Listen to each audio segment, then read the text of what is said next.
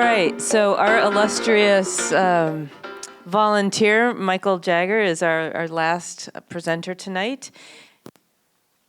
And he is going to speak about Passion for the Passion of, PSA from Joan, Carl, and my mother. How's that? Yeah, good? All right. Cool. Now you can see how I don't normally sound like a squeaky Leonard Cohen or anything. That's not my normal voice, but I'm dealing with a bit of a scrappy throat. But anyway, I wanted to thank the PechaKucha team. This just does not happen overnight. Bringing the community together like this and having a relationship with the presenters and so on, it's kind of a miracle that it happens. And I want you're actually all part of a public service by doing this, because what we do when we show up like this and actually participate, we're putting a dent in this. This is what's happening. Ultimately, we want to get it to this. But I just wanted to share the thanks to the team. I guess the joy for me, the joy dimension of this presentation is really about the fact that we can put a dent in this, but it's by showing up.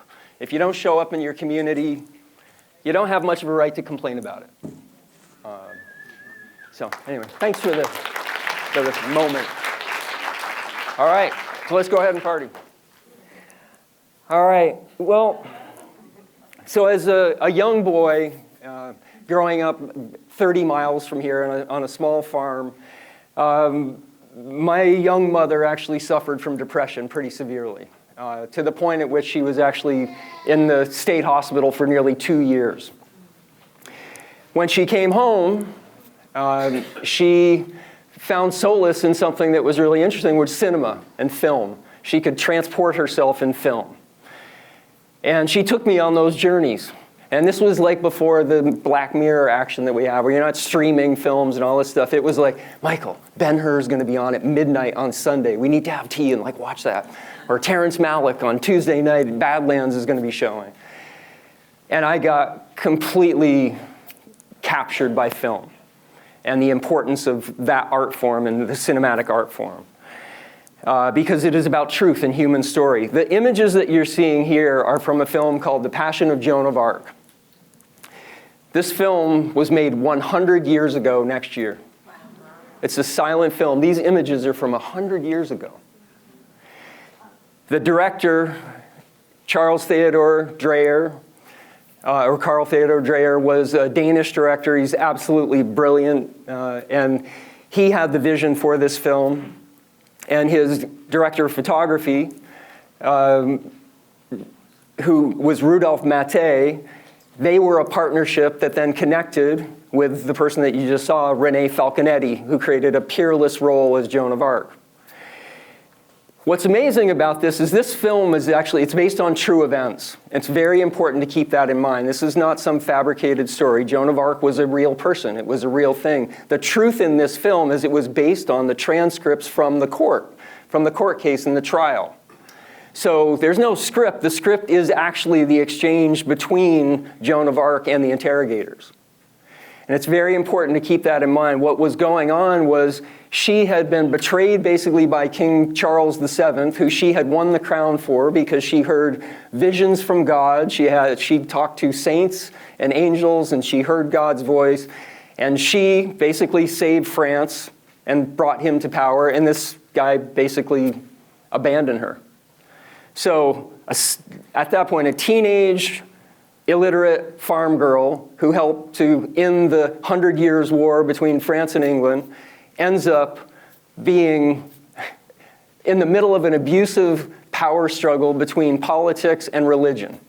17 years old, illiterate, and she's threatened with torture, coerced, forged paperwork, attempted rape, insanity, absolute abuse of power, to the point that they finally broke her.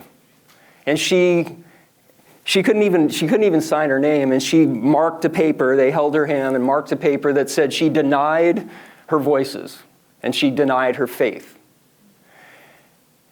That night, she completely just broke down, and she couldn't accept that reality. She had been sentenced to perpetual life in prison.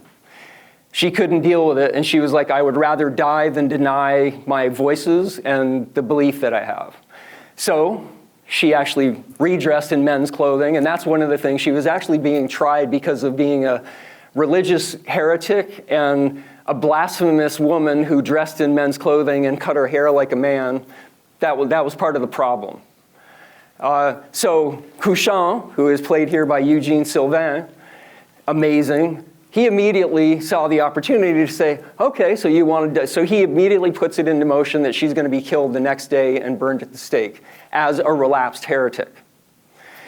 The thing that is, I mean, just look at these images. Can you believe the power of these images and the truth of it? One of the things about this film is everything, 95% of the film is close-up human images. It's all expressed through faces and body language. Very little is shown of the set, though there was a huge set of the prison she was in, Rouen. They barely showed it. I mean, look at this. Dreyer actually believed that Renee Falconetti was reincarnate Joan of Arc. I mean, he believed that that was the case. The thing that's important here is that this is about truth. It is art and expression of truth. One of the things that happened, this was so truthful, this film was shown in Copenhagen in 1926. The public had an incredible reaction to it, very powerful. The French government also, and the church, had a powerful reaction. They were not into it. They were being damned for what they did 500 years later. And they came in, oh, memento mori. What you are, we once were. What we are, you will become. This was just before the execution in the film. One of the most powerful memento mori cinematic images ever made. So Dreyer ends up, they come in and they censor the film, cut it to ribbons. Ruined it, basically, to the point that Dreyer didn't even want the film shown. There was no truth left, no human story left. And then, shockingly, a couple of months later, a fire happened and the actual print was burned. Can you imagine that? How did that happen? But Dreyer, wiser still, this image is important, actually, because it's actually a portrait of the people just before the execution is about to happen. I mean, it's a powerful cinematic image, but it's a kind of a portrait of empathy, sympathy, but also apathy. Somehow, we get convinced that the abuse of power is something we can't do anything about. And how is it possible that people could stand there and watch a 19-year-old woman burned alive because of abuse of power? And we still do stupid shit like that. I mean, this is a horrific reality. And one of the things that is great, that's a saving grace in this, is that Dreyer, wiser still, 60 years later, so 1926, leap ahead to 1986, there's reels that are found in an asylum in Oslo, Norway. He had made a print of his director's cut. That's what you're seeing. These images are art and truth transcending bullshit and lies. So these images are public domain. They're incredibly powerful. If you've not seen this film, it's important that you do. There's Jenny Holzer is an artist that I really adore. She makes a comment about abuse of power comes as no surprise. And my mother made a comment to me that always stuck with me, is like, never let apathy enter your heart. And that is the truth that we need to protect. We have got to protect art and freedom of thought and vision and truth. And you guys are doing it by showing up. You're fighting apathy. So watch Passion of Joan of Arc. Yeah. Thank you so much, Michael. All right, can we have just a round of applause for all 10 of our presenters?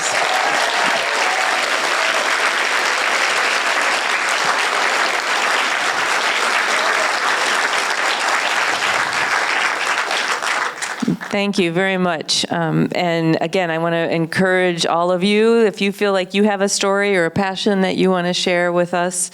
I also want to thank our sponsors again. And Media Factory. Thank you, Adam, and the crew.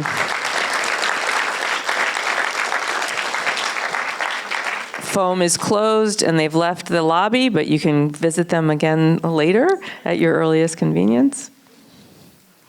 Just a reminder, all of our PechaKucha presentations, the last 40 volumes, are up on the Media Factory webpage. There is a YouTube channel, so please check those out, including the ones tonight. They will be up in probably a month or so, 2 months, a couple weeks. There you go. Again, we're always taking volunteers, we're always taking presenters, we're always taking donations. So, and you can subscribe to our newsletter so you can find out what we're doing next. Our next presentation isn't until March. I do want to thank my crew again, Heather, Michael, Karen, Joel, Adam. Did Robin make it? Is Robin here? Okay. Yes, thank you. And then the next, March 12th, we'll be back here. So enjoy, be safe, drink lots of water, and have lots of joy.